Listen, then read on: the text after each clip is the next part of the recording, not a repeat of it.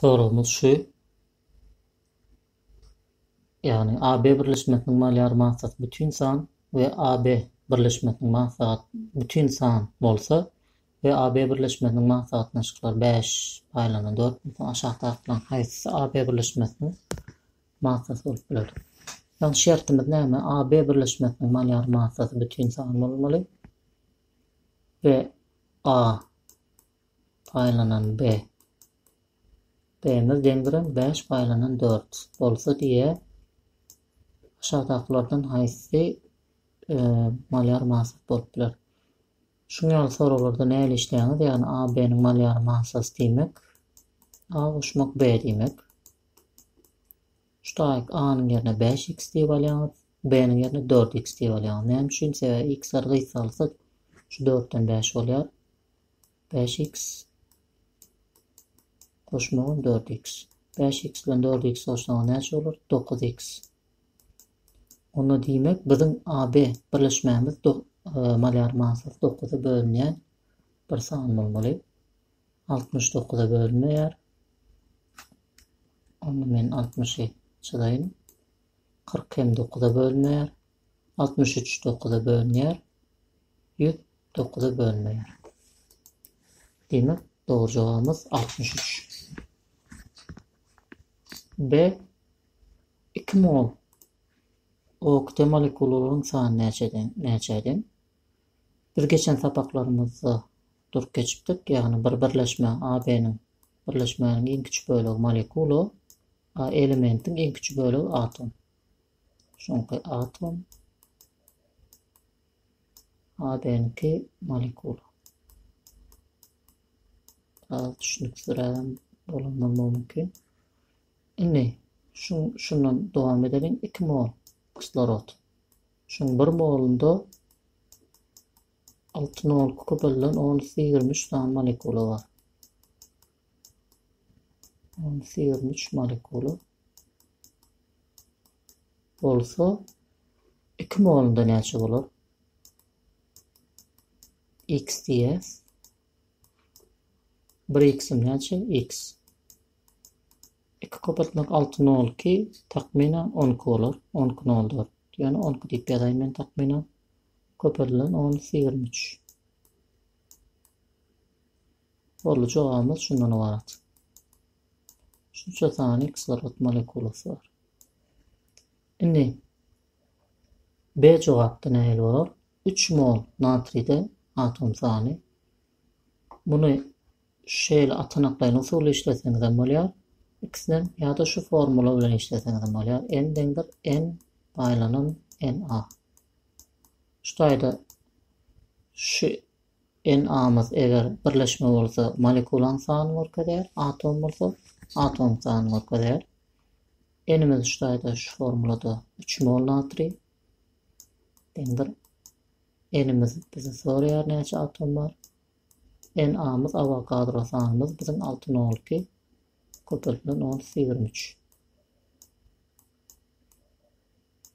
Şuýda N tapmak üçin şu aşagynda 1 bar diýär, şeýlerden köpeldiýär. 1 köpeltmek N bolar. 3 köpeltmek 6 nol ki 18 takminan. 18 06 bolýar dogry ýazaly. Köpelden 10-23. Şunça sany atom bar. Demek elementiň en küçük bölegi atom, birleşmäniň en küçük bölegi molekula. 3-nji soru. Düzümünde demir 28 göterim, kukurt 24 göterim, kislorod 48 göterim prosent ýa-da bolan birleşmäniň molekulyar formulasyny tapın. Molekulyar formulasy näme bolup biler? Şeýle diýsek sorumuz has dogry bolar. Sebäbi empirikal formula da var. Onun üstünde son durup geçeriz. Organik kimyada has gerek empirikal formula. Näme bolup biler şunu işleýän. Şeýle soralarda prosent bolsa 100 gram, 100 gram madde diýip alýarys. Şu demiriň 28%-ni 28 gram diýip alýarys. Onun ilki molar massalarını ýazalyň. Demirinki 56. Periodik tabiçadan görüp tapýarys. Kurdumki periyodik tabliçadan görseniz 32 gram kislorodun kom 16 gram 1 mol. Hemmetin kam şeyler. Indi şuýdan ämedýäs. Bärde şu formulan ulansagan bolar. En dengdir massa paýlanan malyar massa. Yani en ilki demir üçin tapaly. Demirin massasy 28%, gön 28 gram diýip alýar. Paýlanan 56. 28 56 bölseňiz mol ýarym bolar. Mol bolar. Indi kukurt üçin şonu alýanys, en dengdir kukurdunki 24%, 24 gram diýäňiz. Ve bunun 32 diýip alsaňyz, yani 24'ü 30'a bölmeli. Himyada kalkulator ulanmagy ruhsat edilýär, yani 24 30'a böleli 0,75 mol bolýar. 0,75 mol. Indi üçüncü üçin işleri en dengdir kislorodumuz näçe? 48 % bolan şun 48 gram diýip alýar. Paýlananam 16. 48 16 bölsek 3 bolar. Indi şundan soň näme diýäs? Şuýak demirinkini näçe mol tapdyk? 0,5. 0,5 diýip ýazýas. Aşagyna soňra kukurt näçe tapdyk? 0,75 diýip tapdyk. Indi kislorod bunu 3 diýip tapdyk. Indi bundan soňra özüňize bagly bölüp köpeldik tapagy ýok. Nähil bütün sany öwürseňiz öwürüp bilersiňiz. Şuýda 0,75'i 2'a köpeltsek 1,5 bolar. 4'e köpeltsek 0,75 4'e köpeltsek 3 bolar. Yani hemmesini 4'e köpeltsek demek bütün san alýas. 0,5'ı 4'e köpeltsek bizim 2 bolar. Şuýda demirimiz demir. Yani hemmesini 4'e köpeltdik. Bunun 4'ü, bunun 4'ü, bunun 4'ü. Demir 2 boldy. Kukurt 4'e köpeltsek 0,75'i köpeltýäs 3 boldy. 3'ü 4'e köpeltsek 12 boldy. Bolu bizim jogabymyz şu. Şu görnüşde galyryp bilýäňiz, isleseňiz şu görnüşde de ýazyp bilersiňiz. Yani demir 2 SO4 diýen birleşme bar. SO4 bunu ýaýyn için alýanys. Skopada bärsine de 3 goýan. Şonda bolanlar şuýany bir bar diýmek 3'ü 1'e köpeltsen 3 bolar. 3'ü 4'e köpeltsen 12 bolar. Garaz jogabymyz tapyly. Şu görnüşde tapsaňyzam ýalňyş däl. Jogap kabul edilmeli. 4-nji soraw. Massa gatnaşyklary bolan birleşmäniň molekulyar formulasy näme bolup biler diýelim. Tapyň diýer. Indi ilki malyar massalaryny ýazaly. Natriň 23 periyodik tabliçadan görsek kurtunki 32 gram per mol. Yani 1 mol 30 gram. Kislorodunki 16. Indi şu natriýnyň molunu tapaly. En dengdir massa paýlanan malyar massa. Dengdir natriýnyň massasy näçe? 11,15. Malyar massasy 23. Bölsek 0,5 bolar. 0,5 mol natriy. Indi kukurdunkyny işlesek en dengdir kukurdun massasy 8 gram. Bärde prosent bermän gram beren bolsa şol durkuny işleýäňiz. Paýlanan 32 8 32'a bölsek 0,25 bolýar. Indi kislorodunky en dengdir kislorodun massasy näçe? 16 gram diýip berilipdir. Malyar massasy 16. 16'yny 16'a bölsek elbette 1 bolar. Ne bärik ýazalyň natriýnyň moly 0,5. Kukurdunky 0,25. Kislorodunky 1. Şolary bir sany köpeltmeli. Bütün san almaly biz. 0,25 näçe köpeltsek bütün bolar 4. Hemmesini 4'e köpeltip çykalım.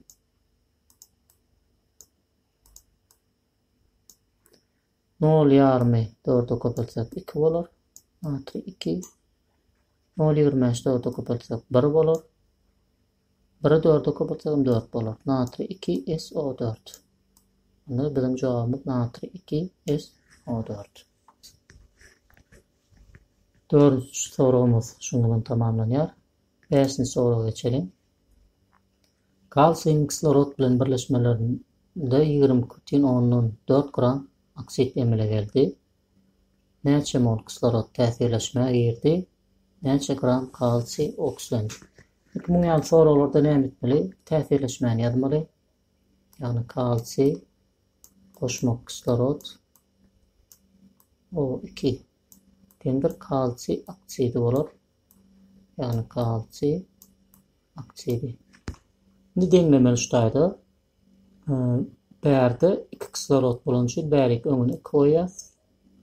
Bärde 2 kalsiy bolan üçin öňüne koýýas. Näme üçin kalsiy oksidi bolýar? Geçen temalarymyzda düşündirip geçdim. Kalsiy ikinji gruppada bolan üçin munyň zaryady +2, kislorodunki -2.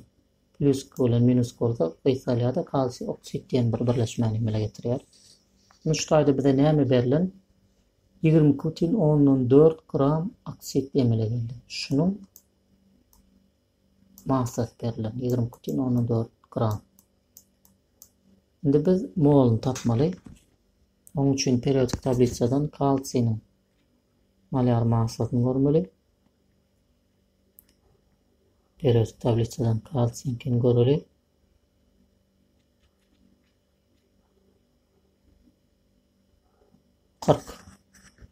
Şuna gelen kalsiýnyň molar massasy 40. Kislorodunki 16. Indi şutaýda biz kalsiy oksidiniň molunu tapmaly şutaýda. Yani kalsiy oksidiniň molar massasyny tapaly ki kalsiýnki 40 bolsa, kislorodunki 16 bolsa 56 bolar. Yani 1 molu 56. Eger 1 molunda formulasy da işläp bilersiň. 56 gram kalsiy oksid bolsa, kalsiy oksidi bolsa, biziň elimizde näçe gram bar? 20,4 gram kalsiy oksid bar. Kalsiy oksidiň aşagyna kalsiy oksid ýazýar. Şol, yani gramyň aşagyna gram ýazýar. 20,4 gram bar. Näçe mol bolar? X. Şutaýdan x'imiz, yani köpeltsek 56x teňdir 20,4. X'imiz 20,4 56'a bölýäs. 14 mol çykýar. X'imiz teňdir 14 mol. Bize birinci näçe mol kislorod täsirleşmäge gitdi. Şu molunu tapmaly. Onu näle tapýas? 2 mol kalsiy oksidi 1 mol bilen täsirleşýän bolsa, biziň elimizde 0,4 mol bar. Ýagny şeýdip berýär. 2 mol kalsiy oksidi 1 mol kislorod bilen täsirleşmäge girdi. Biziň elimizde näçe kalsiy oksidi bar? 0,4 mol kalsiy oksidi X mol kislorod bilen täsirleşmäge girer diýip berýär. Şonda bolanda X'imiz atanakdan köpeltip görseňiz 0 bolýar. Yani 2 ýarysy 1, 0,4 ýarysy 0,2 mol kislorod. Birinci şoabı 0,2 mol. İkinci näçe gram kalsiy oksilendi? Indi ilk kalsiy molunu tapaly. Oňa üçin men şulary aýraýyn.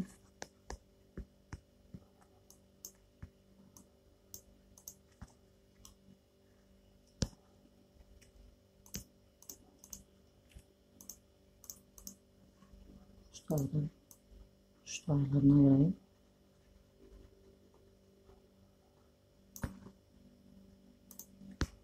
Näçe gram kalsiy oksilendi?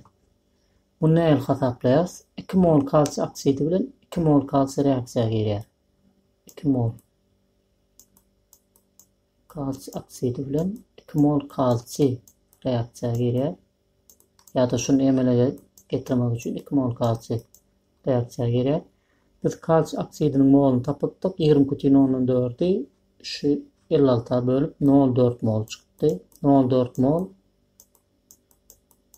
kalsiy oksidden X diýsek, X'imiz deňdir 0,4 çıkar. 0,4 mol kalsiy. Kalsiýnyň molunu tapdyk. Mol deňdir massa paýlanan molar massa. Şunun yerine molun yerine 0,4 koýas.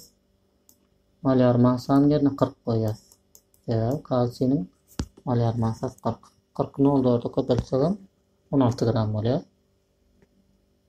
Demek ikinci cevabımız 16 gram. Ne? 6. soruya geçelim. Simap oksidi, kaliy permanganaty, berzolet tuzy ve natri nitrat kızdırılanda kislorod bölünüp çıkar. Kimik reaksiyaları yazın ve deňler. Şeýle bolup biler, yani merkuri oksidi kızdırılsa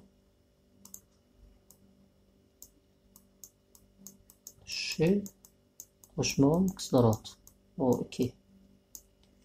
Zaryatı 2 volt biler simavın. Şoň üçin 2 koysak 2 volt biler 1 volt biler. Bunun yerine de 2 koymak böyle şeýle bir zat bolar. Kaliy permanganaty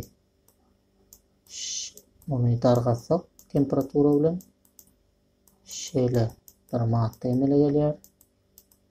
O4 koşmak o manganiz O2 koşmağım kislorod.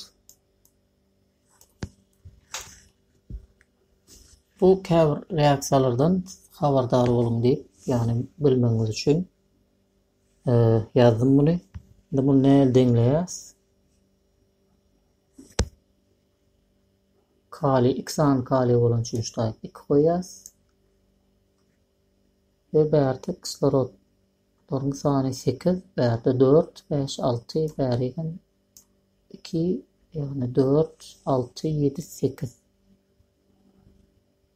Şunu bilen deňlendirýän.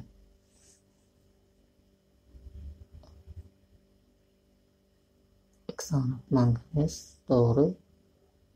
4 kislorod, 5, 6 kislorod, 7, 8.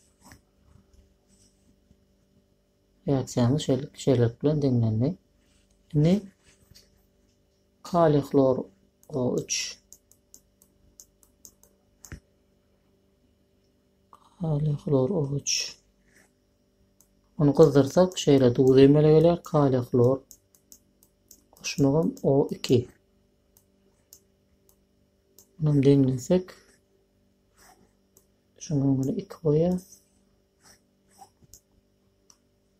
Ve şunu da 3 koyas. Sonra natri nitratı natri nitratını kızdırsak natri NO2 emele gelýär. Koşmak kislorod. Bunun öňüne 2 koysak, bunun öňüne 2 koymaly bolýas. 6, 4 ve neticede deňlenýär. Kısaça reaksiyamız şulardan ibaret.